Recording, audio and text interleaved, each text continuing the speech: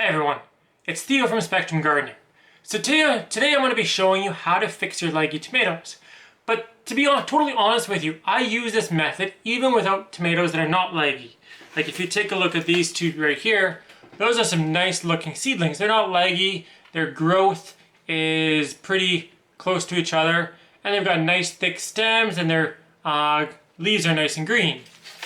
So even though these tomatoes aren't leggy, I'm going to be using the same method of how to repot them, of how I used to repot my leggy tomatoes. And the thing is, this method can also be used with peppers and eggplant to a certain extent also. They're all three of them belong to the nightshade family, so all three of them will root fairly easy. That being said, tomatoes root the easiest out of all three. So when you're repotting any plant, not only tomatoes, but any seedlings or any houseplants, you don't want to be just pulling out of its existing pot like this. What you want to do is put one hand here and kind of carefully squeeze the bottom of it while gently pulling like that. And now we'll do the other one. So gently squeeze and pull at the same time. You're kind of like pushing and pulling exactly. And there we go. And now I'm going to show you the root balls of these. Both these seedlings that I just pulled out have actually been in that 48 cell for probably a month and 10 days or so. And I should have repotted them a couple weeks ago, but I just didn't have time and it just didn't line up. So if you take a look at the root ball of that, you can see all the white along there, along there, along there. That's a pretty nice root ball.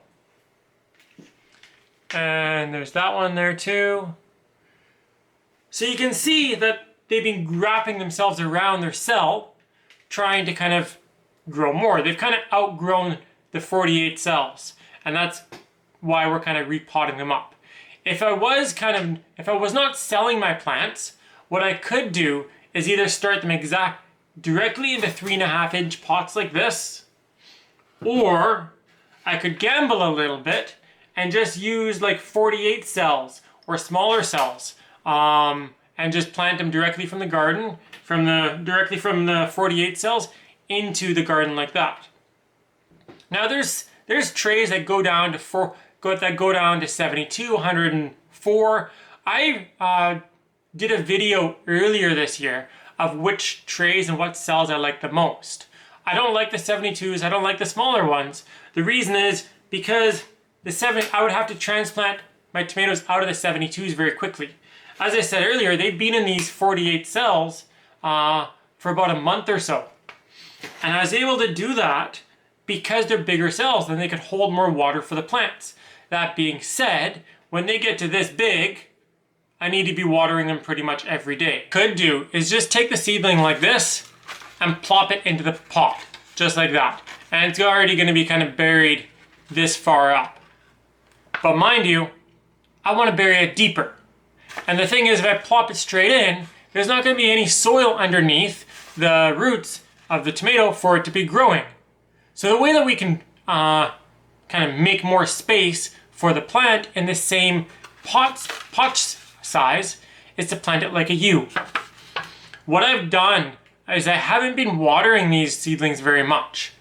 If you can see, the soil's not super wet, but also it's not dry. It's kind of crumbling kind of away. So what we're going to do in the next step is I'm going to show you exactly how to repot a tomato to make the root base stronger, and also how to fix a leggy seedling. So what we're going to be doing is we're going to be taking off this leaf, this leaf, this leaf, and this leaf. And now the seedling looks like this. It doesn't look so nice anymore, does it? But what we're also going to be doing now is taking it and bending it slightly like a U, just like this.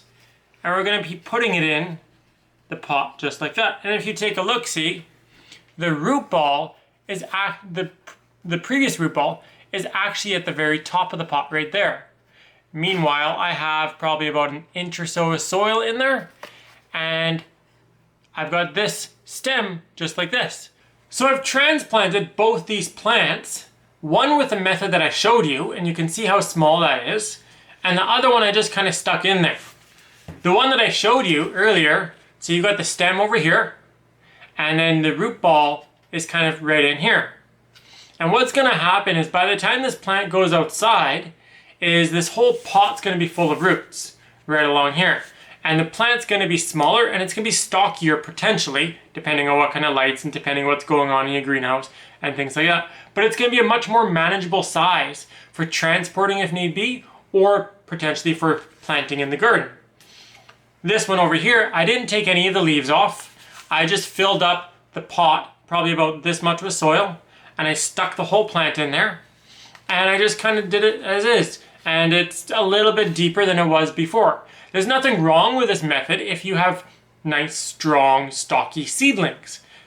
There's nothing wrong at all. The reason I don't like this method is because when I've transplanted this plant, I'm not going to be able to get my lights as close as I can to this one. And if I need to transport this one's going to get much bigger very faster. This one here is going to stay a much more manageable size, and it's going to grow actually more roots along the stem that we buried, and it's going to have a bigger root base compared to this one. Whether you have leggy seedlings or whether there were regular seedlings like the ones that I showed you that I was transplanting with, I highly recommend transplanting them in the U-shaped method that I showed you. Just keep in mind, you can't do this with cucumbers, you can't do this with lettuce, you can't do this with a whole bunch of other plants. The ones that you can really bury like this, kind of just right up to basically their growth tip, is tomatoes. Same with peppers to a certain extent. You can bury them a little bit deeper. Same with eggplant, a little bit more with eggplant. Thanks for watching. If you did like this video, don't forget to give us a thumbs up.